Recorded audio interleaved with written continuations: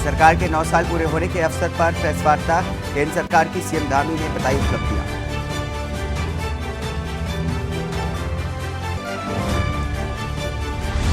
भाजपा के महाजनसंपर्क अभियान का 30 मई को हुआ आगाज। घर घर जाकर की केंद्र सरकार की बताई जाएगी उपलब्धि।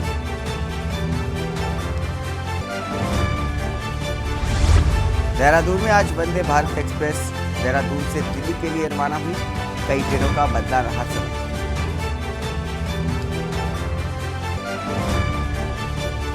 भाजपा की राष्ट्रीय संयोजक ने महाजनसंपर्क अभियान के तहत रुद्रप्रयाग के 2 विधानसभा में किया प्रवास। महिलाओं से अभियान में शामिल होने का आह्वान। देवभूमि जन सेवा केंद्र पिछले 1 साल में डिजिटल भुगतान बना है बड़ा माध्यम। 1 साल में 602 करोड़ का रुपए का लेन देन हुआ है, सूचना प्रौद्योगिकी विभाग ने जारी किया। प्रदेश में बारिश के मद्देनजर मौसम विभाग ने ऑरेंज अलर्ट जारी किया है। 6 जिलों में बारिश और ओलावृष्टि की जताई संभावना। आप देख रहे हैं के न्यूज, खबरों का सारथी। नमस्कार, स्वागत है आपका खबर उत्तराखंड में। मैं हूं आपके साथ हारिस। देवबंद से खबर आपको बता दें, जहां पर गुर्जर समाज के बाद राजपूत सड़कों पर उतरे हैं। सहारनपुर में हजारों की संख्या में उतरे हैं राजपूत। मल्हीपुर रोड होते हुए घंटाघर नारेबाजी की गई करते हुए पहुंचे थे। वहां पर डीएम दिनेश सिंह और एसएसपी विपिन ताड़ा ने समझाया। सहारनपुर में हजारों की संख्या में राजपूत उतर आए हैं। आपको बता दें कि मल्हीपुर रोड होते हुए घंटाघर तक नारेबाजी करते हुए गए हैं और डीएम एसएसपी ने समझाया उनको। देवबंद से खबर आपको बता रहे, जहां पर गुर्जर समाज के बाद अब राजपूत समाज भी सड़कों पर उतर आया। सहारनपुर में हजारों की संख्या में उतरे राजपूत। मल्हीपुर रोड होते हुए घंटाघर नारेबाजी करते हुए पहुंचे। डीएम दिनेश सिंह और एसएसपी विपिन ताड़ा ने समझाया। देवबंद से खबर बता रहे हैं, जहां पर गुर्जर समाज के बाद अब राजपूत सड़कों पर उतरे। सहारनपुर में हजारों की संख्या में उतरे राजपूत।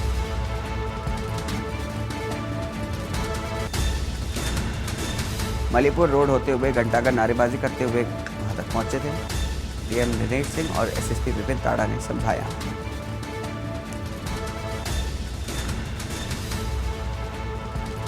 देवबंद से खबर आपको बता रहे हैं, जहां पर गुर्जर समाज के बाद अब राजपूत समाज भी सड़कों पर उतर आया है। सहारनपुर में हजारों की संख्या में राजपूत सड़कों पर उतरे। मल्हीपुर रोड होते हुए घंटाघर नारेबाजी करते हुए पहुंचे।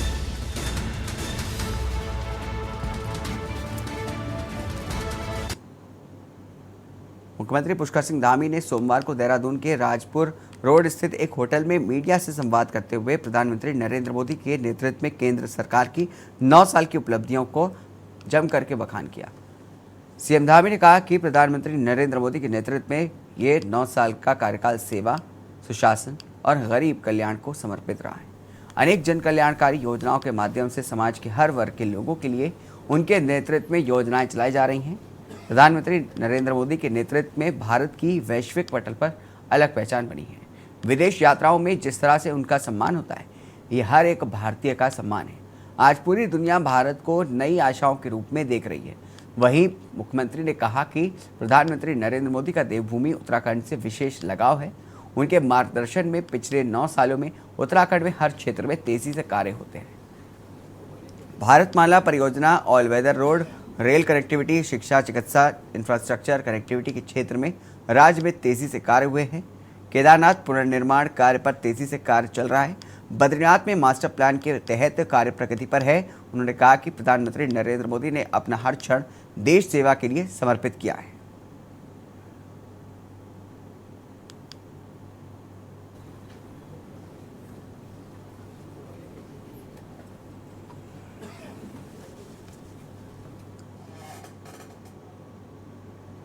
केंद्र में भाजपा सरकार के 9 वर्ष पूर्ण होने पर कालाढूंगी में भाजपा विधानसभा कार्यसमिति की बैठक का आयोजन हुआ। कालाढूंगी विधानसभा के सभी मंडलों के पद अधिकारी और कार्यकर्ता उपस्थित थे। बैठक में मुख्य अतिथि भाजपा प्रदेश महामंत्री राजेंद्र सिंह बिष्ट और विशिष्ट अतिथि कालाढूंगी विधायक बंशीधर भगत ने कार्यकर्ताओं को संबोधित किया। भाजपा प्रदेश महामंत्री राजेंद्र सिंह बिष्ट ने कहा कि केंद्र सरकार के 9 वर्ष पूरे होने पर भाजपा द्वारा पूरे देश में सरकार के 9 वर्ष की उपलब्धियों को जनता तक पहुंचाने के लिए 30 मई से 30 जून तक महासंपर्क अभियान चलाया जाएगा। वहीं कालाढूंगी विधायक बंशीधर भगत ने कहा कि आगामी 2024 के लोकसभा चुनाव में भाजपा को 400 से ज्यादा सीटों पर विजय दिलाने के लिए भाजपा कार्यकर्ताओं को मोदी सरकार की सभी योजनाओं को आम जनता तक पहुंचाने का कार्य जमीनी स्तर पर करना होगा।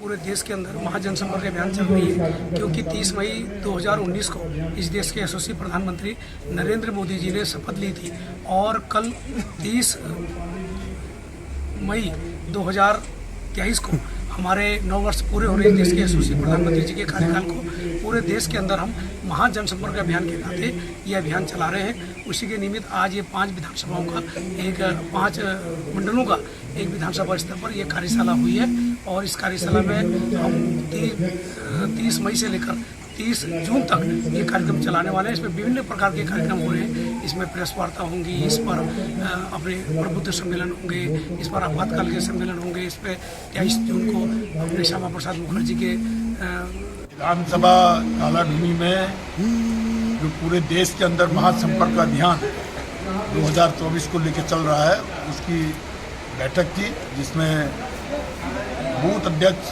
शक्ति केंद्र संयोजक से ऊपर के सभी पदाधिकारी, मंडलों के पदाधिकारी, जिलों के पदाधिकारी, प्रदेश के पदाधिकारी के सब लोग थे और उसमें सब प्रोग्राम तय किए गए कैसे हम महासंपर्क अभियान को सफल बनाएं। महासंपर्क अभियान 2024 को दृष्टि रखते हुए है।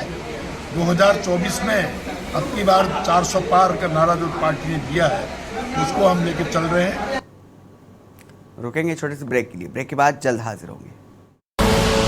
आप देख रहे हैं के न्यूज, खबरों का सारथी। ब्रेक के बाद स्वागत है आपका। खबर हल्द्वानी से है, जहां पर केंद्रीय रक्षा राज्य मंत्री अजय भट्ट ने हल्द्वानी के एमबी इंटर कॉलेज परिसर में रोजगार मेले का शुभारंभ किया। इस दौरान रोजगार मेले में सिडकुल की विभिन्न कंपनियों द्वारा 2500 पदों के लिए साक्षात्कार शुरू किया गया है। इस मौके पर जिला प्रशासन व सेवायोजन विभाग के अधिकारी भी मौजूद रहे। केंद्रीय राज्य मंत्री अजय भट्ट ने कहा कि सरकार जहां एक और सरकारी भर्तियों में तेजी ला करके युवाओं को रोजगार दे रही है, तो वहीं पर निजी क्षेत्रों में भी तकनीकी शिक्षा प्राप्त करने वाले युवाओं को रोजगार के पूरे अवसर प्रदान किए जा रहे हैं।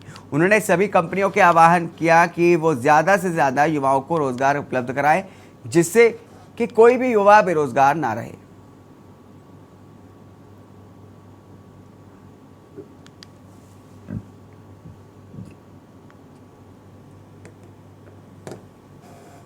था मैं इससे पहले भी हरिद्वार में एक बार गया था, वहाँ पे भी रोजगार मेला लगा था पिछले वर्ष। तो वहाँ पे 6-7 महीने के लिए अप्रेंटिस के लिए लड़कों को रखा गया था। ITI मांगा था आधा से ज़्यादा, तो उसके बाद बच्चों को 6 महीने बाद युवाओं को हटा दिया गया। उनको बोला कॉल आएगी और उसके बाद कोई कॉल नहीं आया, ना कोई रिस्पॉन्स आया वहाँ से।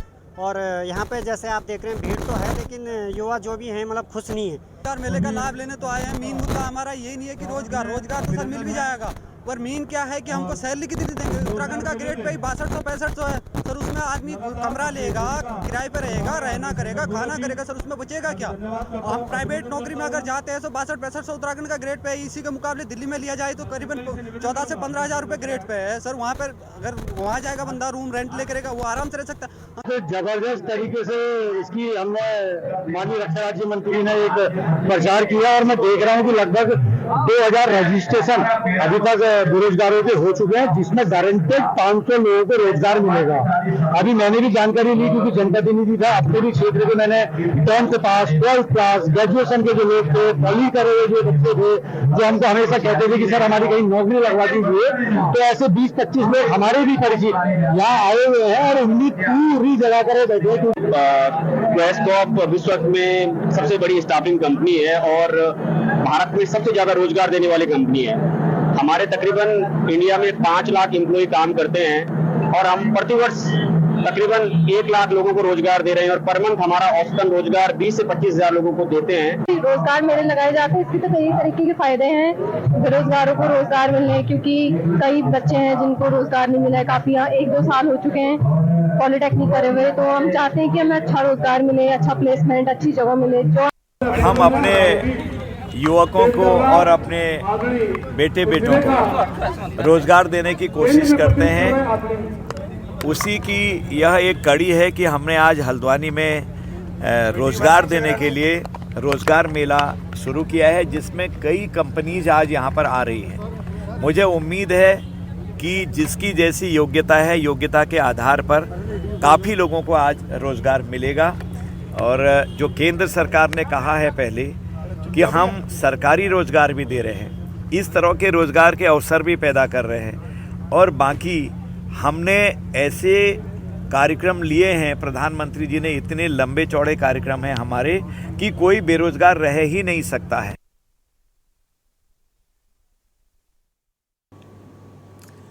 वहीं केंद्र और राज्य सरकार की तमाम विफलताओं को लेकर के उत्तराखंड कांग्रेस अब जनता के बीच पहुंच करके जागरूकता अभियान चलाने की तैयारी कर रही है।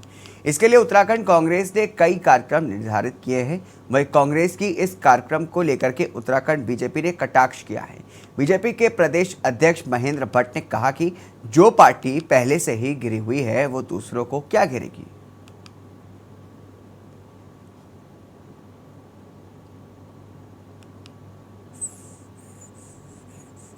मुख्यमंत्री जी ने उस बैठक में रखे हैं और मैं तो हर बार कहता हूं कि मोदी जी ने जो भी मांग हमारी सरकारों ने जब भी केंद्र सरकार की है वो धरातल पर उतरी है। मुझे पूरा विश्वास है जिन विषयों को लेकर नीति आयोग की बैठक में मुख्यमंत्री जी ने विषय रखे हैं वो सब धरातल पर उतरेंगे।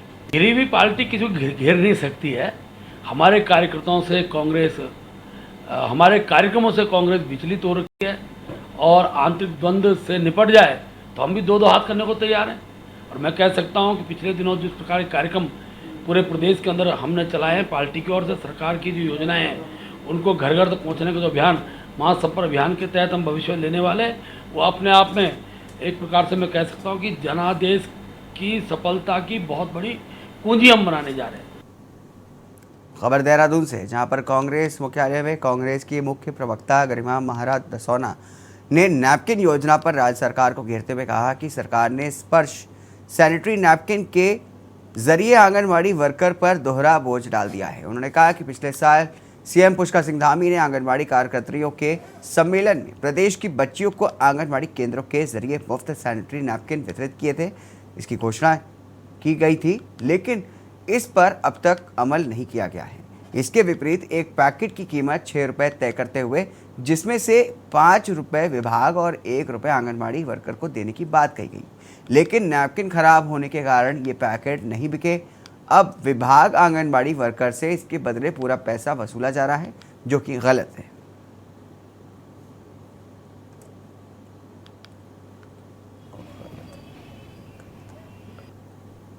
एक सम्मान समारोह मुख्यमंत्री आवास पर रखा गया था। प्रदेश के कोने कोने से आंगनबाड़ी की महिलाओं को गाड़ियों में ठूस ठूस कर जबरन लाया गया था। यहाँ उनको मात्र एक दर्शक और श्रोता बनाया गया। मंच पर किसी आंगनबाड़ी की कार्यकर्त्री को जगह नहीं दी गई।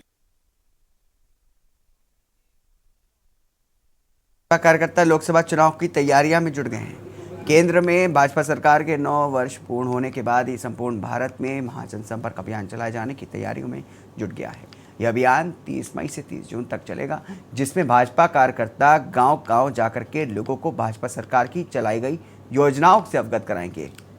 मंगलौर सहकारी समिति में भाजपा जिला किसान मोर्चा की बैठक आयोजित की गई है, जिससे भाजपा के सभी पदाधिकारियों ने महाजनसंपर्क अभियान के लिए चर्चा की।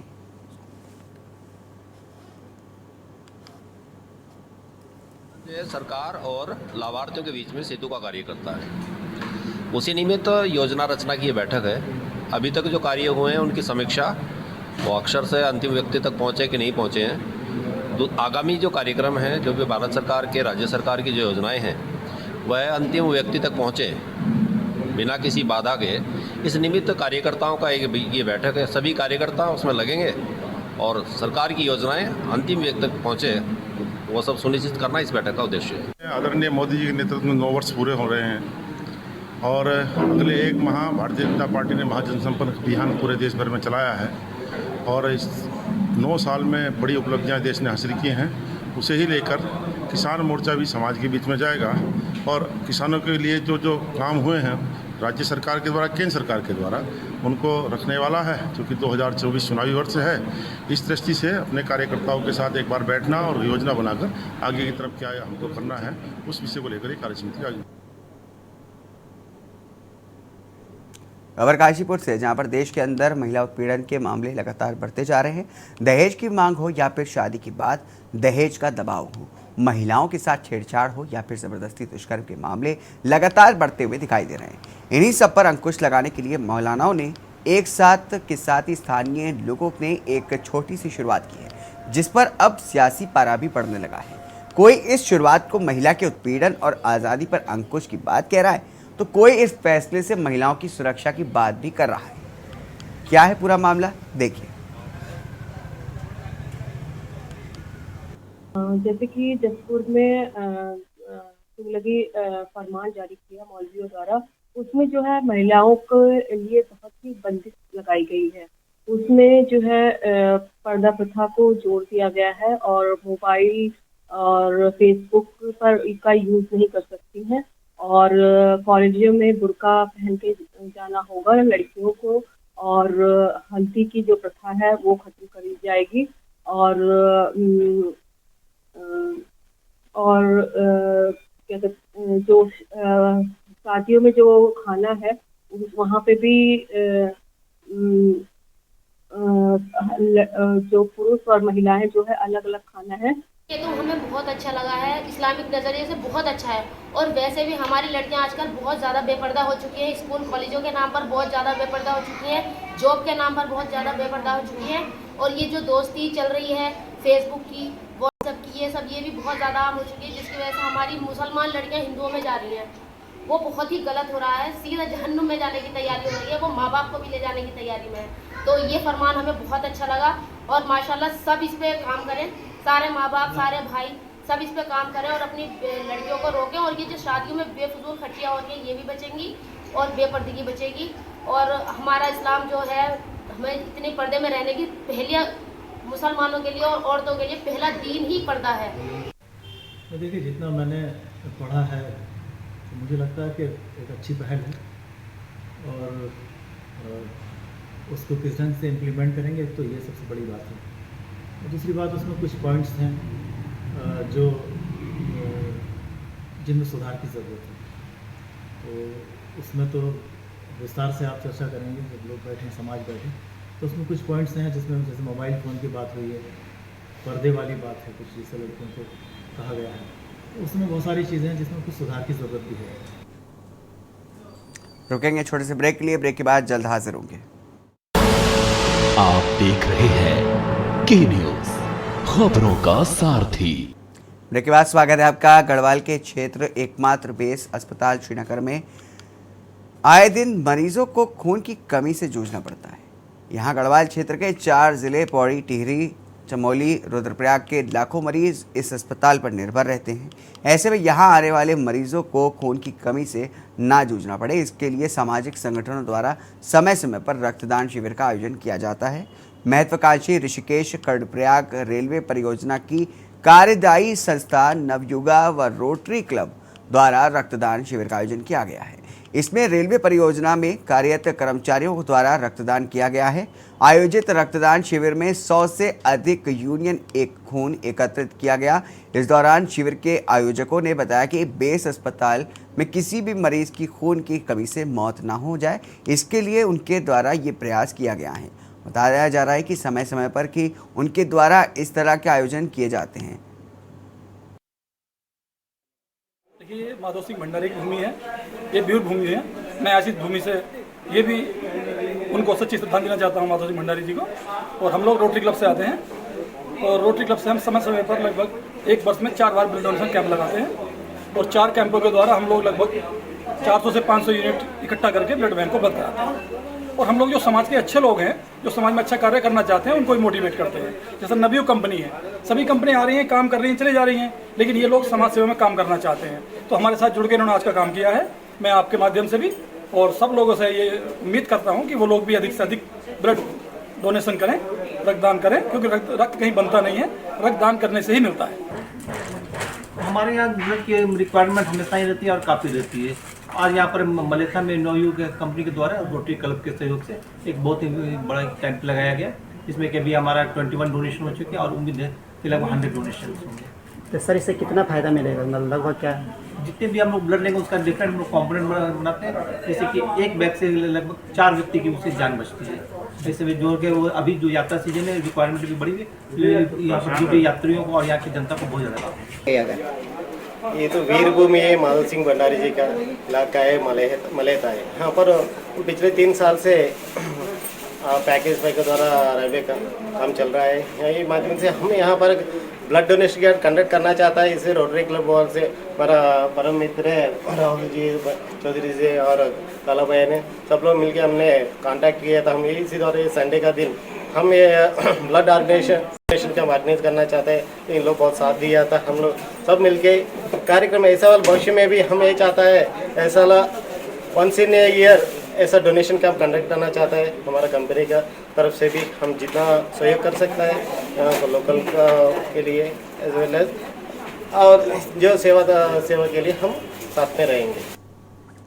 मंडलायुक्त दीपक रावत के निर्देश के बाद हरकत में आए नगर पालिका व जिला प्रशासन की संयुक्त टीम भारी पुलिस बल के साथ पंत पार्क से गुरुद्वारा तक लगने वाले फड़ व्यवसायियों को मुनादी के माध्यम से अवगत कराने के उपरांत अवैध रूप से व्यवसाय कर रहे कारोबारियों का सामान जब्त करने की कार्रवाई की गई है। पूर्व में हाईकोर्ट के निर्देशानुसार फड़ खोखा व्यवसायियों को 5 से 8 बजे तक फड़ लगाने की अनुमति है, लेकिन फड़ खोखा व्यवसाय आदेशों का उल्लंघन करते हुए समय से पूर्व ही दुकानें लगा रहे थे, जबकि नगर पालिका द्वारा आवंटित 121 लोगों के अतिरिक्त तकरीबन 400 से अधिक लोगों द्वारा दुकानें लगाने लगी थी, जिससे पर्यटकों को चहलकदमी करने में खासा दिक्कत हो रही है। एसडीएम परितोष वर्मा ने बताया कि अवैध तरीके से कार्य करने वालों के विरुद्ध कार्रवाई अमल में लाई जाएगी।